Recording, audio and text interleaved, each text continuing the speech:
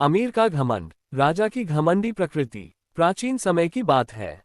एक विशाल राज्य था जहां के राजा महाराज विक्रम अपनी अपार संपत्ति और वैभव के लिए प्रसिद्ध थे। उनके महल में सोने चांदी की दीवारें, बेशकीमती हीरे जवाहरात और असंख्य सेवक थे। लेकिन इस अपार धन दौलत ने उनके मन में घमंड भर दिया था। राजा को लगता था कि संसार में उनसे बड़ा कोई नहीं। वह गरीबों और जरूरतमंदों की मदद करना तो दूर, उनकी ओर देखना भी पसंद नहीं करते थे। उनके दरबार में आने वाले निर्धनों को अपमानित करके बाहर निकाल दिया जाता था। उन्होंने अपने मंत्रियों और दरबारियों को भी घमंड की सीख दी थी, धन ही सबसे बड़ा बल है, जिसके पास यह नहीं वह कुछ नहीं। बूढ़े साधु की भविष्यवाणी। एक दिन एक बूढ़ा साधु राजा के महल में आया। उसके कपड़े पुराने और फटे हुए थे, लेकिन उसकी आंखों में अजीब सी चमक थी। वह राजा के सामने पहुंचा और बोला, महाराज, मैं आपके भविष्य को लेकर एक भविष्यवाणी करना चाहता हूं। राजा हंसते हुए बोला, बूढ़े बाबा, तुम क्या भविष्यवाणी करोगे? देखो, मेरे पास अपार धन है, ऐश्वर्य है, पूरी दुनिया मुझसे डरती है। मुझे किसी भविष्यवाणी की जरूरत नहीं। बूढ़े साधु ने धीरे से कहा, राजन, धन और घमंड हमेशा नहीं टिकते।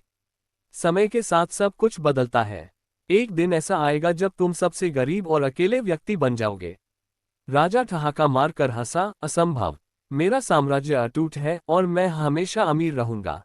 जाओ, अपनी झूठी भविष्यवाणियां किसी और को सुनाओ। राजा का पतन। समय बीतता गया। राजा अपने घमंड में चूर रहा।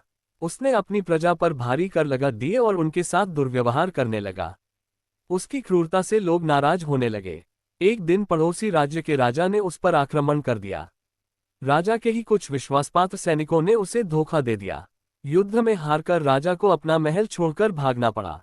अब वह अकेला था, न कोई सैनिक था, न ही कोई सेवक।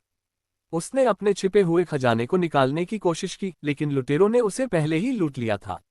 अब वह निर्धन और असहाय होकर जंगलों में भटकने लगा। राजा को मिली सीख। भूख और प्यास से व्याकुल राजा एक गांव पहुंचा। वह एक किसान के घर गया और भोजन मांगा। किसान ने उसे ध्यान से देखा और पूछा, तुम कौन हो? राजा की आंखों में आंसू आ गए। वह बोला, मैं वही राजा विक्रम हूं, जो कभी सबसे अमीर था, लेकिन अब एक रोटी के लिए भटक रहा हूं। किसान ने उसे खाना दिया और कहा, राजन, धन से अधिक मूल्यवान दयालुता और स्नेह होता है। अगर तुमने अपने लोगों के साथ अच्छा व्यवहार किया होता तो आज तुम्हारी ये दशा नहीं होती। राजा को साधु की भविष्यवाणी याद आ गई। वह समझ गया कि घमंड का कोई मूल्य नहीं। नया जीवन और सीख। इस घटना के बाद राजा ने निर्णय लिया कि यदि उसे दोबारा अवसर मिला तो वह घमंड त्याग कर एक अच्छा शासक बनेगा। उसने अपनी गलतियों का प्रायश्चित किया और प्रजा की सेवा करने का प्रण लिया। धीरे धीरे उसके प्रति लोगों की सहानुभूति बढ़ी और उन्होंने उसे फिर से अपना राजा बना लिया। लेकिन इस बार वह एक विनम्र और न्यायप्रिय शासक बना, जिसने सबका सम्मान किया और घमंड को हमेशा के लिए त्याग दिया। शिक्षा। ये कहानी हमें सिखाती है कि घमंड अधिक समय तक नहीं टिकता। सच्चा राजा वह होता है जो अपनी प्रजा के साथ प्रेम और दया का व्यवहार करता है, न कि केवल अपनी संपत्ति और शक्ति पर घमंड करता है।